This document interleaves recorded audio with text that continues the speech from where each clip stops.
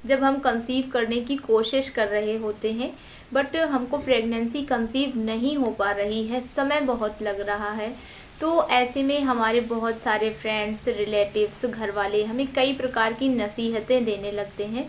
तो आज की इस वीडियो में मैं दिव्या आपको बताने वाली हूँ कि कंसीव करने के लिए यानी कि गर्भधारण करने के लिए आपको सेक्स के बाद कितनी देर तक लेटे रहना चाहिए, क्योंकि बहुत सारे लोगों को ये डाउट होता है, वो जानने के लिए ये उत्सुक रहते हैं कि हमें आफ्टर सेक्स कितनी देर लेटे रहना चाहिए और कौन सी ऐसी बेस्ट पोजीशन है जिससे कि हमें बहुत जल्दी कंसीव हो जाए। क्योंकि कुछ लोग कहते हैं कि एक पर्टिकुलर पोजीशन का भी अगर आप चयन करते हैं तो आपको फास्टली कंसीव होता है। तो इन्हीं सारी बातों को आज हम खुलकर डिस्कस करने वाले हैं, तो आप वीडियो के एंड तक ज़रूर से बने रहें। तो कंसीव करने के लिए हमें कौन सी पोजीशन लेनी चाहिए, कितनी देर लेटे रहना चाहिए, इन सारी बातों को जानने से पहले आपको ये समझना बहुत ज़रूरी है कि हमारा जो फर्टाइल पीरियड है और कंसीव करने का जो समय है वो कौन सा है। तो अगर फर्टाइल पीरियड की बात करें तो जब एक महिला ओव्यूलेट करती है, एक महिला का ओव्यूलेशन होता है, उस टाइम पर अगर आप इंटरकोर्स करते हैं तो आपके बहुत ज़्यादा चांसेस होते हैं कंसीव करने के। क्योंकि अगर जब ओव्यूलेशन होता है तो अगर आपको नहीं पता है कि ओव्यूलेशन क्या होता है तो कोई बात नहीं, आगे वीडियो में हम बताने वाले हैं। और अगर आपको पहले से पता है देन बेस्ट है आपके लिए।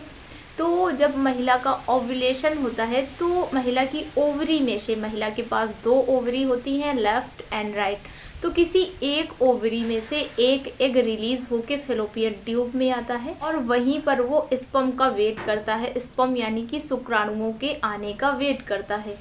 तो जो हमारा एग रिलीज होता है, हमारी फैलोपियन ट्यूब में आता है, वो वहाँ पर 12 से 24 आवर तक जीवित रहता है। अगर इस बीच में उसको शुक्राणु मिलते हैं तो आप कंसीव कर लेते हैं।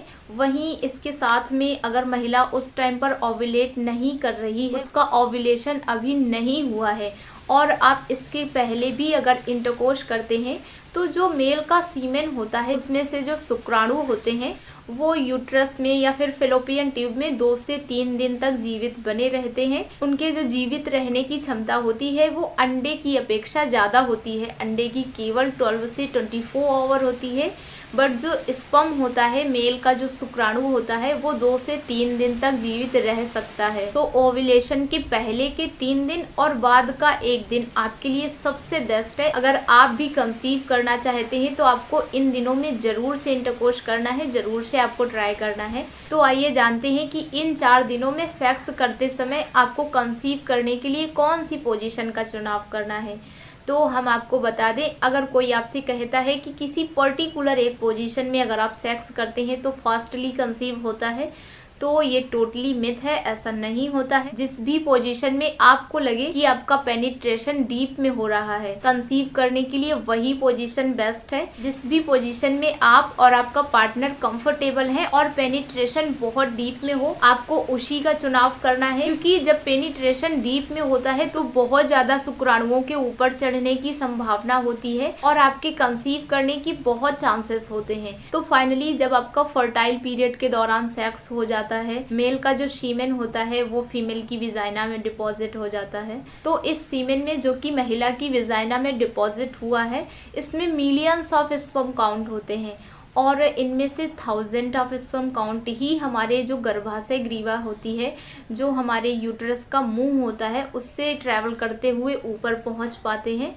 और वहाँ पहुँचने के बाद यानी कि यूट्रस में पहुँचने के बाद कुछ स्पर्म काउंट लेफ्ट ओवरी में एंड कुछ स्पर्म काउंट राइट ओवरी में चले जाते हैं। ऐसा नहीं है कि एक बार के ओव्यूलेशन में लेफ्ट और राइट दोनों ओवरी से अंडे रिलीज होते हों, ऐसा नहीं होता है।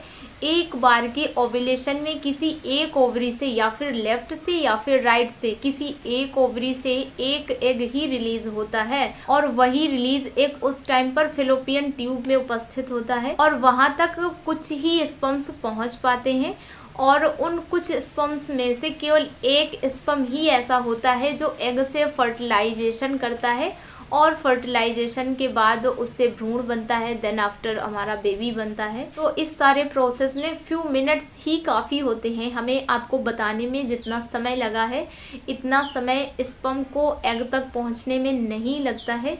लगभग 1 से 2 मिनट में ही ये सारा प्रोसेस हो जाता है, क्योंकि जो हमारा स्पर्म होता है वो विजाइना से लेके यानी कि यूट्रस की जो हमारा गर्भाशय होता है उसके मुंह से लेके उसको एग तक पहुंचने के लिए यानी कि फेलोपियन ट्यूब तक पहुंचने के लिए 15 सेंटीमीटर का ही ट्रैवल करना होता है। तो इस प्रोसेस में बहुत सारा समय नहीं लगता है, उसके लिए बहुत कम समय ही काफ़ी होता है, 2 से 3 मिनट ही बहुत होता है। तो बात करें कि जो कि सबसे ज़्यादा पूछा जाता है कि सेक्स के बाद हमें कंसीव करने के लिए कितनी देर लेटे रहना चाहिए, तो वैसे तो कुछ मिनट ही काफ़ी होते हैं जैसा कि हमने आपको अभी बताया, बट फिर भी प्रिकॉशन के तौर पर आप 10 से 15 मिनट लेटे रहोगे तो ये आपके लिए बेस्ट है। मिलते हैं हम आपको ऐसे ही किसी एक नए विषय के साथ, तब तक के लिए खुश रहिए, स्वस्थ रहिए और यूं ही मुस्कुराते रहिए। वीडियो के अंत तक बने रहने के लिए आपका बहुत बहुत धन्यवाद।